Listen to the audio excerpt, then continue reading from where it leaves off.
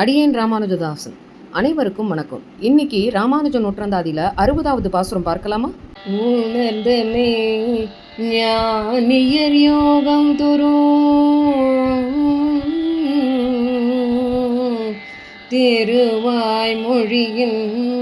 மனம் தரும் இன்னிசை மண்ணும் இடம் தரும் மாமலர்கள் புணர்ந்த பொன்மார்வா பொருதும் பதிதொரும் பொக்கு நிற்கும் குணம் திகழ் கொண்ட ராமானுஜம் குல கொழுந்தே.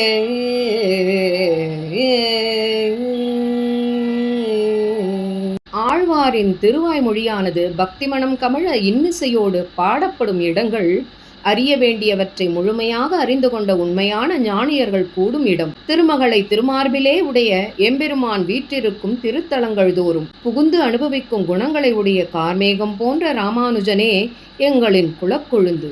தனுர்தாசரின் மருமகன்களை அகலங்க மன்னன் பரீட்சித்ததை போன பகுதியில் பார்த்தோம். இனி வில்லிதாசரும் அவரது மருமகன்களும் எம்பெருமான் ஸ்ரீபாதத்தில் வந்து சேவித்து மன்னனுக்கும் தங்களுக்கும் நடந்த விஷயங்களை சொல்லி இனி தங்களின் சேவை முழுமையாக எம்பெருமானாருக்கும் கோவிலுக்கும் மட்டுமே என்று சொல்லினர். ஆனால் அரசன் மாத சம்பளம் எப்பொழுதும் போல் அனுப்பி கொண்டிருக்க இவர்களும் அதை மடத்தில் சேர்ப்பிக்க, ஆனால் ராமானுஜர் அவர்களை கூப்பிட்டு, இதுவரை நீங்கள் உழைத்து கொண்டு வந்த பணம் நம்மால் ஏற்றுக்கொள்ளப்பட்டது. இப்போது அப்படி இல்லாமல் நீங்கள் கொடுக்கும் இந்த பணம் சாது கோஷ்டிக்கு ஏற்க முடியாது என்று நிறுத்திவிட்டார்.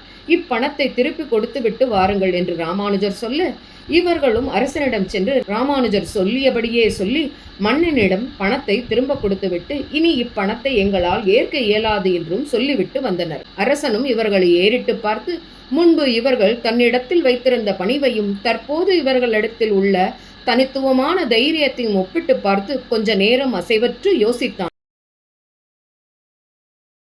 மண்ணையும் பொன்னையும் ஆசையில் ஆவலில் மூழ்கி மாய்வதற்கு மாத்திரமே இவ்வுலகில் பயம் இருக்கும் என்றும் தன்னையும் இறைவனையும் பகுத்தறிந்து அனுபவிக்கும் மகாத்மாக்களுக்கு பயம் இருக்காது என்றும் உணர்ந்தான். அத்தகைய ஆன்மீக மெய்ஞான உணர்ச்சி மிகுதியால் தலைவணங்கி இருக்கையில் இருந்து திடீரென இறங்கி இவர்களை நமஸ்கரித்து அடிவணங்கி எழுந்து, சுவாமிகளே, உங்களுக்கு இப்படி நிர்பயத்தை உண்டாக்கிய மகாத்மாவான உங்கள் ஆச்சாரியனுடைய கிருபைக்கு அடியேனையும் ஆளாக்கி அருள வேண்டும் என்று இரக்கம் தோன்ற சொன்னான். அதன்படியே ராஜாவையும் அழைத்துக் கொண்டு எம்பெருமானாரிடம் அனைத்தையும் கூறினர். எம்பெருமானாரும் மன்னனுக்கும் பஞ்சசம்ஸ்காரங்களை செய்வித்து ஆட்கொண்டருளினார். மன்னனுக்கு அகலங்க நாட்டாழ்வான் என்ற தாசிய நாமமும் சூட்டினார். இன்று முதல் ஸ்ரீரங்கம் நம்பெருமாளுடைய காரியங்களில் குறைகள் தோன்றாமல் பார்த்து கொள்ள வேண்டும் என்றார் ராமானுஜர்.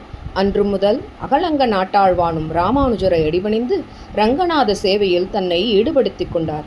அதற்கு சான்றாகத்தான் நாம் இன்று திருவரங்க கோயிலில் காணும் அகலங்கன் திருச்சுற்று. அந்த சுற்றுப்பிரகாரத்தை செப்பனிட்டு கைங்கரியம் செய்து முடித்தார் மன்னர். இனி அடுத்த பகுதியில் பார்ப்போம்.